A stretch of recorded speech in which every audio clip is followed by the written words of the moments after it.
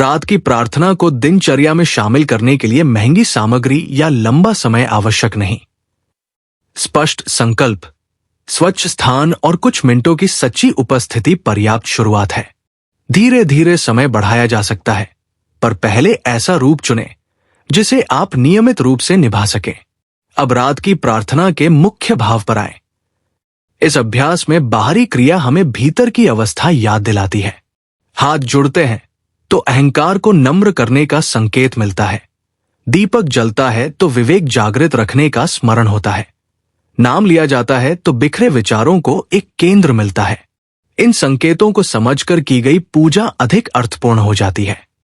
बहुत से दर्शक पूछते हैं कि रात की प्रार्थना के लिए सबसे शुभ समय कौन सा है। परंपरागत समय उपयोगी संकेत देता है, लेकिन आपकी वास्तविक दिनचर्या भी महत्वपूर्ण है। ऐसा समय चुनें जब मन अपेक्षाकृत शांत हो और बाधा कम हो। नियत समय संभव न हो तो श्रद्धा छोड़ने के बजाय समय बदलें। सूर्योदय, संध्या या सोने से पहले का शांत क्षण कई लोगों के लिए सहज रहता है। रात की प्रार्थना से जुड़ी सबसे सामान्य भूल है कि हम विधि को इतनी कठिन बना देते हैं कि शुरुआत ही नहीं कर पाते। सामग्री जुटाने, वीडियो बदलने और सही संख्या खोजने में समय निकल जाता है। इसके बजाय आज उपलब्ध साधनों से आरंभ करें। एक दीप, एक नाम, एक श्लोक या एक प्रार्थना, इनमें से जो संभव हो वही आपकी सच्ची शुरुआत है। इस साधना में इच्छा रखना गलत नहीं, लेकिन प्रार्थना को केवल मांग तक सीमित न करें। पहले धन्यवाद, फिर आत्म परीक्षण, उसके बाद आवश्यकता और अंत में सबके मंगल की भावना रखें। ऐसा क्रम मन को अभाव से निकालकर विश्वास में लाता है। रात की प्रार्थना का वास्तविक प्रभाव तभी गहरा होता है जब हम प्राप्त आशीर्वादों को पहचानना भी सीखते हैं। साधना समाप्त करते समय अचानक उठ न जाए। कुछ क्षण मौन रहें और अनुभव करें कि मन पहले से कैसा है। फिर अपने दिन के लिए एक छोटा नैतिक संकल्प चुनें। आज किसी की निंदा नहीं करूंगा, आज भोजन व्यर्थ नहीं करूंगा, आज माता पिता से प्रेम से बात करूंगा, या आज किसी जरूरतमंद की सहायता करूंगा। जब पूजा का प्रकाश व्यवहार में उतरता है, तभी वो घर के मंदिर से निकलकर पूरे जीवन को पवित्र करता है। किसी धार्मिक वस्तु को डर का साधन न बनाएं। ये कहना कि एक छोटी भूल से तुरंत अनिष्ट हो जाएगा, भक्त को ईश्वर से प्रेम के बजाय भय में बांध सकता है। नियम अनुशासन और सम्मान के लिए है। भूल हो जाए तो क्षमा प्रार्थना करें, संभव हो तो सुधारें और आगे बढ़ें। भगवान को दंड देने के लिए प्रतीक्षा करता निरीक्षक नहीं। करुणामय आश्रय मानना भक्ति के हृदय के अधिक निकट है। पाठ में कठिन संस्कृत शब्द आए तो गति धीमी रखें। इंटरनेट पर सुनी हुई किसी भी ध्वनि की नकल करने के बजाय विश्वसनीय आचार्य या प्रमाणित पाठ से उच्चारण सीखें। अर्थ समझना भी उतना ही महत्वपूर्ण है। एक श्लोक पढ़कर उसका भाव हिंदी में सोचें। जब शब्द और अर्थ जुड़ते हैं तो पाठ केवल ध्वनि नहीं रहता, वो मन के भीतर संवाद बन जाता है। गलती होने पर रुकें, सुधारें और आगे बढ़ें। भय से पाठ बंद न करें। शुद्धता का अर्थ केवल स्नान और वस्त्र नहीं है। मन में ईर्ष्या, कटुता और छल रखते हुए केवल बाहरी स्वच्छता पर्याप्त नहीं। साधना से पहले संभव हो तो किसी से हुई अनबन को याद कर मन में क्षमा मांगे। स्वयं को भी क्षमा करें। फिर भगवान के सामने बैठें। मन पूरी तरह शांत न भी हो तो चिंता न करें। अशांत मन को लेकर भगवान के पास जाना ही तो भक्ति है। शांत होने के बाद ही उनके पास जाना आवश्यक नहीं। भक्ति में नियमितता मात्रा से अधिक प्रभावशाली होती है। एक दिन बहुत लंबी पूजा और फिर कई दिनों तक कुछ नहीं करने के बजाय प्रतिदिन थोड़ी देर निश्चित समय पर बैठना बेहतर है। मन आदतों से बनता है।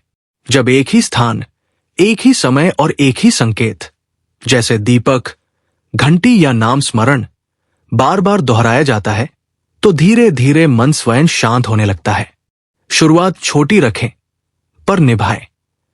यही छोटा संकल्प आगे चलकर गहरी साधना का आधार बनता है। अब एक व्यावहारिक नियम समझिए। पूजा से पहले मोबाइल को मौन कर दें, आवश्यक सामग्री पास रख लें और जल्दी खत्म करने की चिंता छोड़ दें।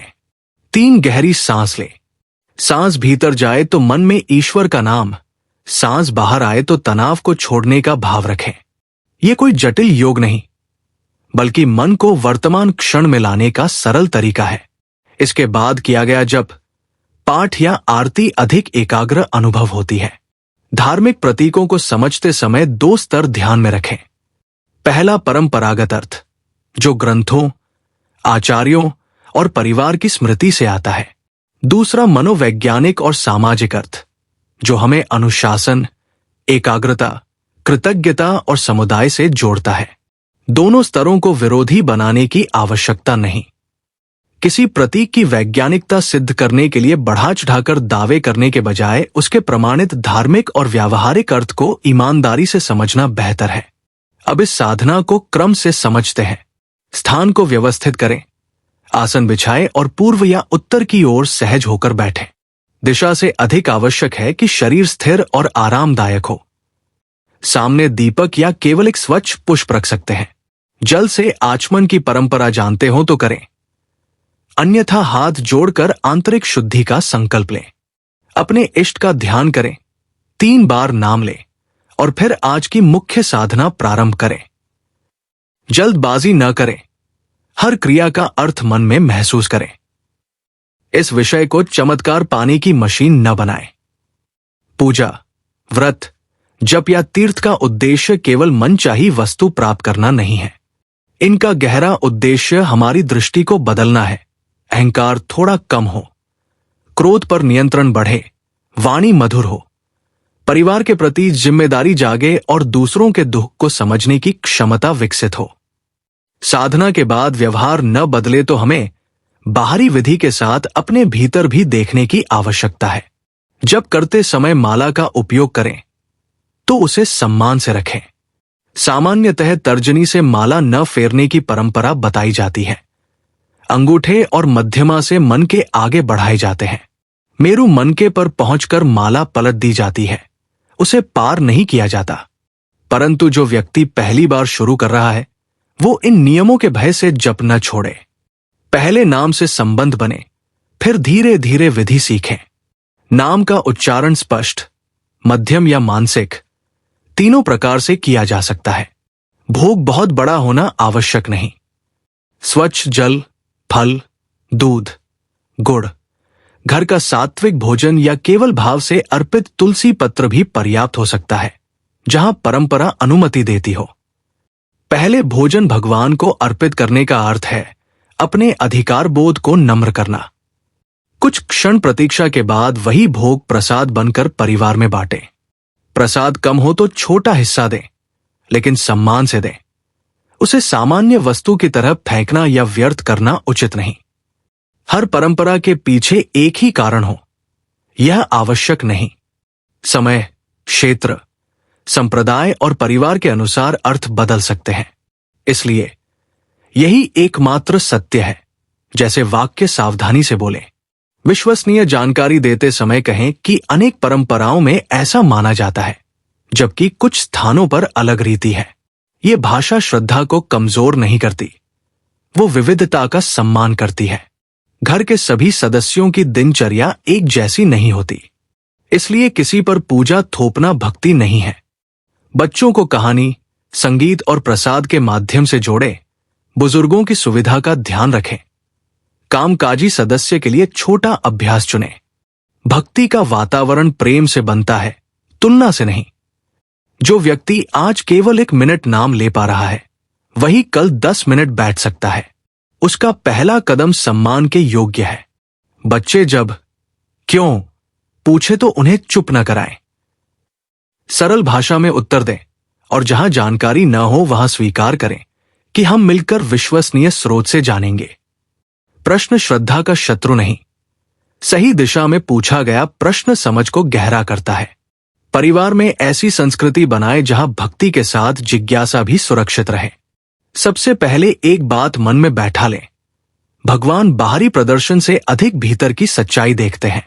स्वच्छ स्थान, शुद्ध सामग्री और सही उच्चारण उपयोगी है, लेकिन इनके कारण भय पैदा नहीं होना चाहिए। किसी दिन सामग्री कम हो, समय कम हो या उच्चारण पूर्ण न हो, तब भी विनम्रता से किया गया स्मरण व्यर्थ नहीं जाता। इसलिए शुरुआत अपराध बोध से नहीं, कृतज्ञता से करें। दोनों हथेलियां जोड़कर मन ही मन कहें कि आज मैं अपनी क्षमता के अनुसार ये साधना कर रहा हूं, और जो कमी रह जाए उसे प्रभु मेरी सरल भावना के रूप में स्वीकार करें। जहां स्वास्थ्य से जुड़ा प्रश्न हो वहां विवेक सर्वोपरि है। उपवास, लंबे समय तक बैठना, ऊंची आवाज में लगातार गायन या धूप से एलर्जी जैसी स्थितियों में शरीर की क्षमता समझें। गर्भवती महिलाएं, बुजुर्ग, बच्चे और दवा लेने वाले लोग कठोर नियम अपनाने से पहले चिकित्सकीय सलाह लें। धर्म करुणा सिखाता है, शरीर को नुकसान पहुंचाना भक्ति नहीं। संकल्प को भोजन त्याग के बजाय सात्विक भोजन, संयमित वाणी या सेवा से भी निभाया जा सकता है। दीपक जलाते समय अग्नि सुरक्षा का विशेष ध्यान रखें। पर्दे, कागज, बच्चों और पालतू पशुओं से दूरी रखें। घर से बाहर जाते समय जलता दीपक अकेला न छोड़ें। घी या तेल का चुनाव परिवार की परंपरा और सुविधा के अनुसार हो सकता है। लौ की दिशा पर विवाद करने से अधिक आवश्यक है कि दीपक सुरक्षित, स्वच्छ और श्रद्धापूर्वक रखा जाए। भक्ति में सावधानी भी सेवा का ही रूप है। कई लोग परिणाम की जल्दी में संख्या, दिन और नियमों में उलझ जाते हैं। संख्या अनुशासन देती है, पर उसका अहंकार न बनाए। आपने कितनी माला की, कितने व्रत रखे या कितने तीर्थ किए, ये व्यक्तिगत साधना है, प्रतियोगिता नहीं। वास्तविक प्रगति का माप यह है कि कठिन परिस्थिति में आपका विश्वास कितना स्थिर रहा, आपने कमजोर व्यक्ति के साथ कैसा व्यवहार किया, और सुविधा न होने पर भी क्या ईश्वर का स्मरण बना रहा। अब इस पूरे विषय का सार अपने जीवन से जोड़िए। आज ही बहुत बड़ा संकल्प लेने की आवश्यकता नहीं। एक छोटा कदम चुनिए और अगले 7 दिनों तक निभाइए। अनुभव डायरी में लिखें। मन की शांति, व्यवहार और नियमितता में क्या परिवर्तन आया। भक्ति का फल केवल अचानक होने वाली घटना में मत खोजिए। वो धीरे धीरे बदलती वाणी, धैर्य और दृष्टि में भी प्रकट होता है। तो आज रात की प्रार्थना के इस भक्तिमय विषय से हम यही सीखते हैं कि श्रद्धा को सरल, नियमित और करुणामय बनाना सबसे बड़ा उपाय है। वीडियो ने आपके मन को शांति दी हो तो जय श्री राम, हर हर महादेव, राधे राधे या अपने इष्ट का नाम प्रेम से लिखें। चैनल हिंदू भक्ति को सब्सक्राइब करें, क्योंकि यहां हमारा उद्देश्य भय नहीं, विश्वास, दिखावा नहीं, भाव और केवल जानकारी नहीं, जीवन में उतरने वाली भक्ति साझा करना है।